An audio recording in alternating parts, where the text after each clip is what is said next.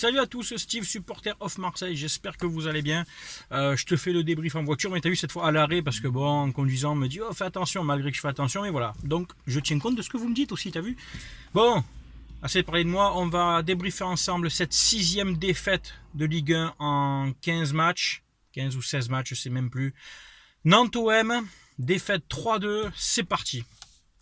Tu te doutes bien que je suis en colère pour la prestation de nos joueurs, encore une fois en deuxième mi-temps, mais ça va, Rudy Garcia, ça lui convient, tu vois, lui, tant que tu fais des bonnes premières mi-temps, la deuxième mi-temps, c'est pas grave. Comme dit mon pote Sous Fouiner sur Twitter, Hamdoullah, on a fait une bonne mi-temps. Mais tu te fous de la gueule de qui, Rudy? Oh, écoutez-moi les joueurs. Tu vois, au bout d'un moment, on passe tous du temps, que ce soit n'importe quel chroniqueur, que je respecte tout le monde, René, Bengous, tout le monde, Eni, moi je fais mon petit bonhomme de chemin. On passe du temps pour vous, on investit du temps pour vous, on achète vos putains de maillots, on achète tous vos produits. Tu vois, aujourd'hui, j'avais rien envie de mettre parce que vous gonflez. Et vous, qu'est-ce qu'il y a en retour? Des prestations médiocres, des prestations pas abouties. Tu mènes 2-1 à l'extérieur, au bout d'un moment, tu arrêtes de prendre des buts. Tu dois savoir à un moment fermer la boutique. On ouvre le score sur un super travail de Rolando, donc qui se projette vers l'avant, qui élimine, qui lance bien Ocampos sur le côté, Ocampos bon match. Toujours dans l'impact, lui, toujours dans l'envie, tu vois, dans le courage, dans l'abnégation, et qui la remet bien en retrait. Enfin, un centre bon, d'ailleurs, je l'ai mis hier dans mon commentaire sur ma page, un centre sur à peu près une cinquantaine sur les 2 derniers matchs qui fait mouche.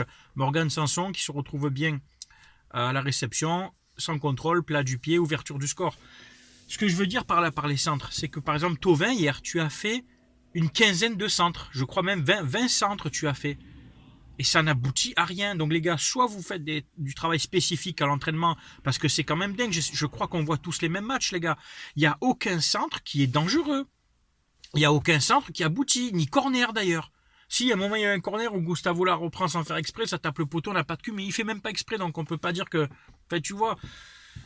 Mais hormis ça, on a des grands gabarits, on a des Rami, des Rolando, Gustavo est grand, Ocampos est grand, et tu prends jamais un ballon de la tête sur coup franc ou sur corner. À un moment donné, travaillez-le, c'est parce que ce sont des situations dangereuses. Tous les centres qu'il y a par match qui ne servent à rien. Donc arrêtez de passer par les ailes, concentrez-vous sur l'axe alors. Mais le problème, c'est que pour se concentrer sur l'axe, il faut avoir des joueurs de ballon un peu léchés, tu vois, ça joue à une touche de balle, en triangle, ça envoie dans les espaces. Mais ça, tu peux le faire quand tu as un jeu technique, un fond de jeu travaillé. Quand tu as un attaquant sur qui tu peux t'appuyer, qui part dans les petits espaces. On n'a ni l'un ni l'autre, on n'a rien.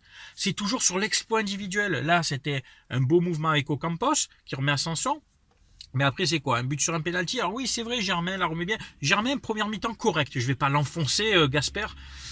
Mais en deuxième mi-temps transparent, et puis le grand Sgeg qui l'a remplacé, Mitros Boub, à part que oui, on lui donne pas de ballon, mais de toute façon, même quand il les a, il les perd.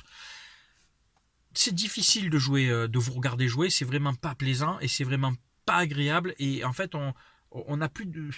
On est blasé, quoi. Tu te dis pas, tiens, il va y avoir un peu de rengaine, un peu de hargne, tu vois, de se dire tiens allez on mène 2-1, on se fait égaliser, putain on perd 3-2, allez les joueurs, tu sais, tous on va chercher le match nul. Non, même pas, tu sais, t'essayes même pas.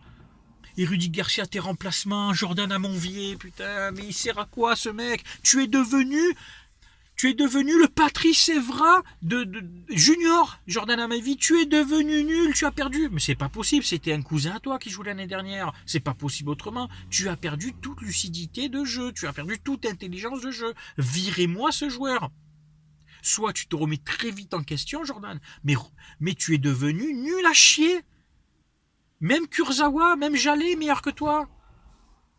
Bounassar, pour moi, a fait un match correct. Il a perdu quelques ballons, mais dans l'ensemble, bon, après, il fait une erreur défensive où on prend ce but. D'ailleurs, le 3e but, les gars, ok, Bounassar fait une erreur, mais au Mandanda, aux espèces de gros kebab sur jambe, le centre, il est à 2 à l'heure. Alors, je veux bien que le petit Camara se laisse surprendre son nom, mais putain, Mandanda, il y a une époque où tu l'aurais coupé avec ton bras, tu serais sorti. Non, tu le regardes, tu cours à côté, en fait. T'as fait la course avec le ballon, non? Et c'est le ballon qui a gagné. Espèce de gros lourdeau. Toi aussi, tu deviens mauvais.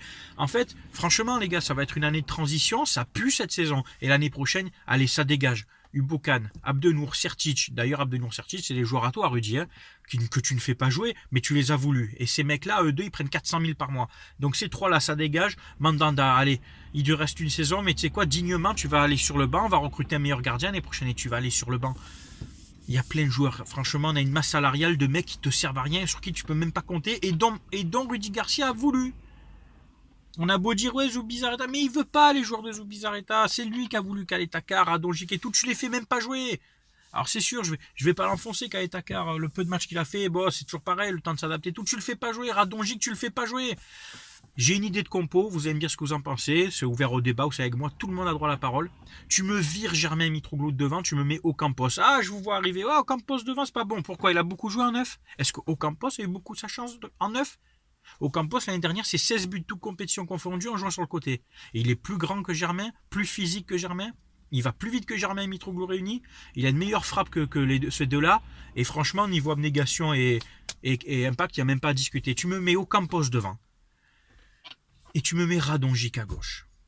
Teste-le à gauche. C'est un mec qui va vite, c'est un mec qui a du ballon. Mets-le à gauche, le mets pas dans le cœur du jeu, il n'est pas encore adapté à la Ligue 1. Laisse-le tranquille à gauche, Thauvin à droite, Payet au centre. Et puis voilà. Et si tu veux jouer à 3 derrière, pas de problème. Tu adaptes, tu mets Radonjic au milieu, enfin. Mais vire-moi ces deux devant.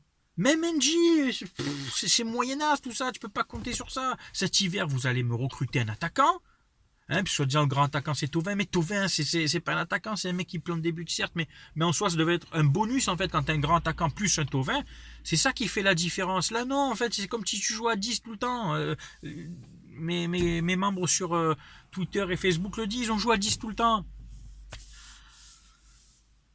Strootman. Alors Strootman, je suis partagé de son match parce qu'en première mi-temps il est là, il récupère un peu de ballon, puis en deuxième mi-temps j'avais oublié qu'il jouait le mec. J'ai oublié qu'il jouait tellement en fait il est transparent lui aussi. 25 millions, tu n'apportes pas ce que tu as coûté Kevin Strootmenteur. Donc voilà, tu vois, tout ça, ça devient pénible. Le fond de jeu, ben, il y est pas, tu vois, c'est toujours on tente toujours sur le moment. Tu le vois que les joueurs, ils sont perdus, ils tentent toujours à droite. Ça dézone trop, ça compense pas les espaces. C'est agaçant de vous débriefer parce que finalement c'est toujours pareil. Donc là en 2 matchs on prend un point dans un domicile.